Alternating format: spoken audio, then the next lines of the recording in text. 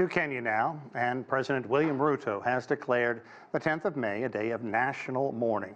It's for the more than 200 flood victims in the East African nation. The government is trying to relocate families who are living in flood-prone areas, as dozens of homes are simply being bulldozed after a deadline passed for people to evacuate. President Ruto promised those displaced homeowners some compensation, about $75 per family to move. Nearly 250,000 people across Kenya have been affected by this flooding. Okay, let's talk more about this devastation caused by climate and how it really is affecting so many people in this East African nation. And for that, we're joined by Anthony Muchiri. He is a spokesman for the Kenya Red Cross and an emergency response manager. Thanks for talking to us. This has simply been a horrible watch unfold. Let's talk about the extent of the damage. Give people an idea of just how widespread it is, and any idea how long it's going to take to rebuild? Thank you, and thank you for having me here from Kenya Red Cross. And yes, it's a big tragedy for the country. We're looking at 42 counties out of possible 47 counties that has been affected. So out of these 42 counties, we have 389,946 people who are affected, and out of these, 227,000 are directly displaced by these floods. And it's a whole spans on area where we are having to handle so much rescue efforts and so much in terms of setup of camps where people are being hosted, and provision of meals, and also provision of non-food items as shelter material. Yeah. Let's talk more about the needs of the displaced people, because we're watching people wading out in waist-deep, filthy water. Obviously, the concerns about perhaps diseases that are carried by water could easily spread to these nearly 400,000 people that you talked about. What is being done to help them? Is the proper aid getting in there? Well, a number of things. First of all, as Kenya Red Cross, we are distributing lots of water treatment, aquatubs and pour sachets. This household level treatment materials for treating water. Yes, there is the risk of waterborne diseases, and we had some diarrheal diseases confirmed.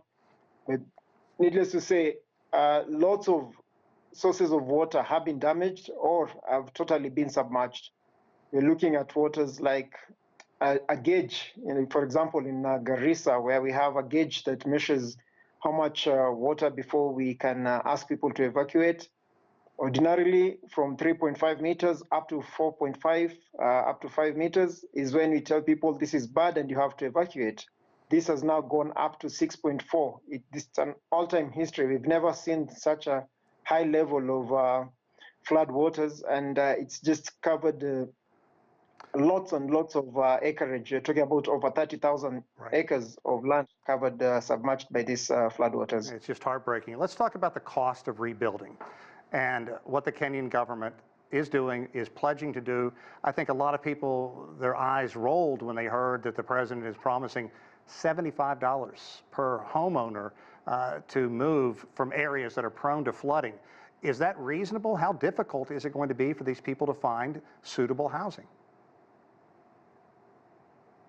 Well, the conversation around the amount of money being given to move is around how much money given to go rent out. So in the first phases of this, the president urged that people, instead of being in the camps, would be supported to rent out houses. And this is equivalent to the cash that will be used to rent out and start doing life differently from where the people were displaced from. So it's a big cost, both to country's infrastructure, to the people of the country themselves, the direct people who've been affected directly. Rebuilding and even just getting new spaces to rebuild is going to take a toll on most of these families. Anthony, there are obviously a lot of aid organizations, such as yourself, the Kenyan Red Cross on the ground, helping these people.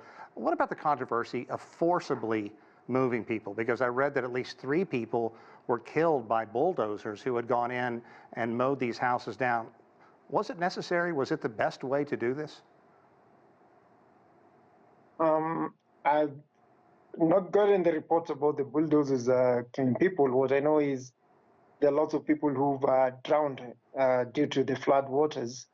And this is something that we've really tried to come in through search and rescue. So yes, there's been a directive for people to move off the riparian areas. And again, these are the most affected people directly by the floods. And it's going to be a tall order for both the people being told to move and how this will pan out. For Kenya Red Cross, so long as someone is out there exposed to the elements, then we come in and support them with shelter material and food aid for the season. Well, it is a massive catastrophe, and we certainly appreciate your time, and we hope to check back with you again as everybody tries to get their moorings and find some dry ground. Thank you so much, Anthony Muchiri, for your time.